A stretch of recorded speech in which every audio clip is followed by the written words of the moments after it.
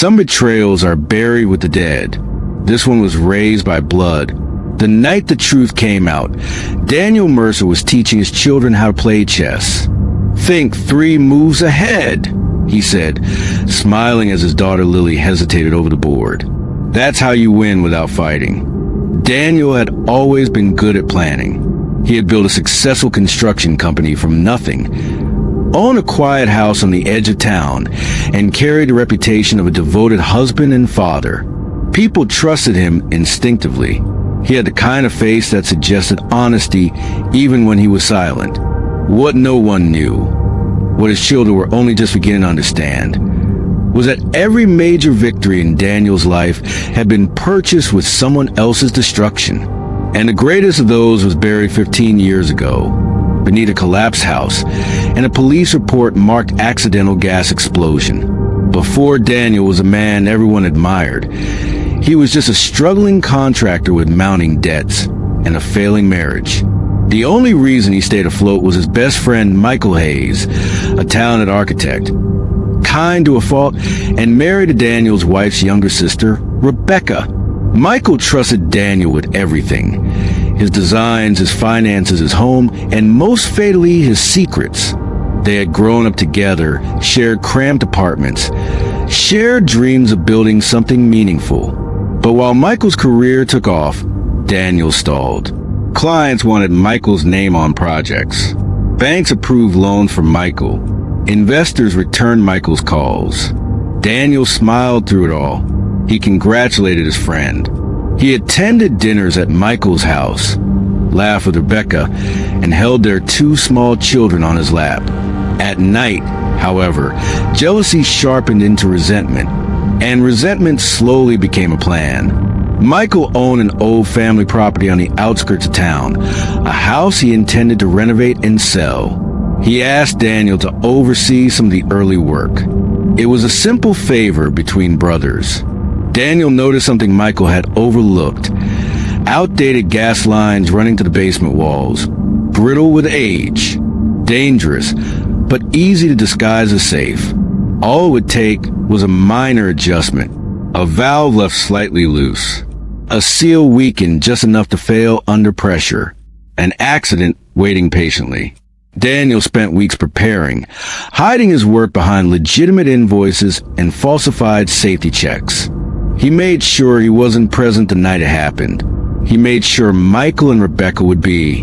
When the explosion tore through the house, it was violent, fast, and final.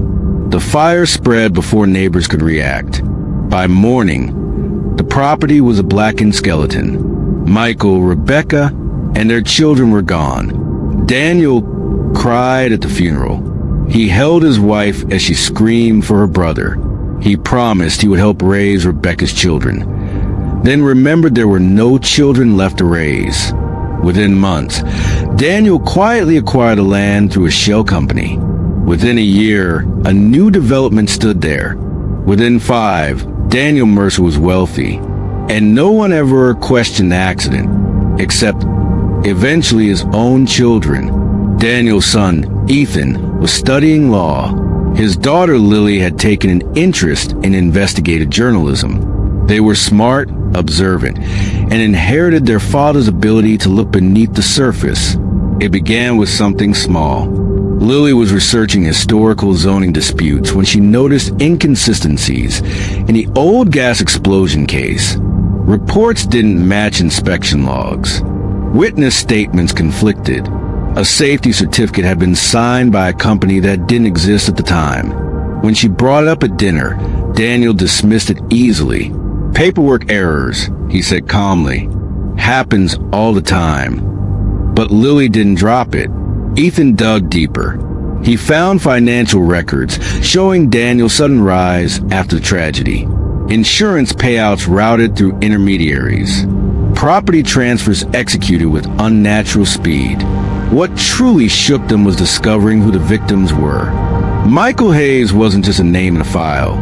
He was their mother's brother, the uncle they were told died in a tragic accident before they were old enough to remember.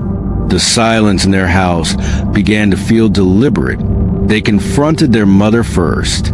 At first, She denied knowing anything. Then she broke. She admitted she had always suspected Daniel. But suspicion without proof had felt safer than truth. She had chosen to believe her husband over the whisper of her own grief. Ethan and Lily didn't have that luxury. They built their case the same way Daniel had built his life. Patiently, quietly, 3 moves ahead. They uncovered archived emails Daniel thought were deleted. They found an old subcontractor Daniel had paid off, now dying and willing to talk. They reconstructed the gas line alterations using modern simulations. By the time they were done, the evidence didn't just suggest guilt. It proved intent. They didn't go to the police. Not yet. First, they went back to the chessboard.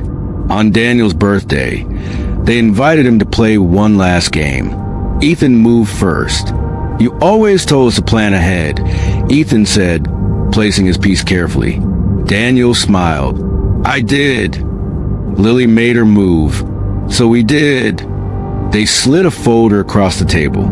Inside were documents, recordings, and timelines laid out with surgical precision.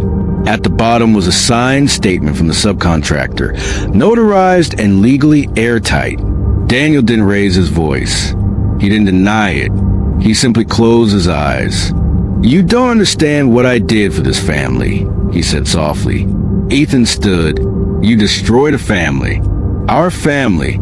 And you taught us how to win without fighting." Lily added, "This is checkmate."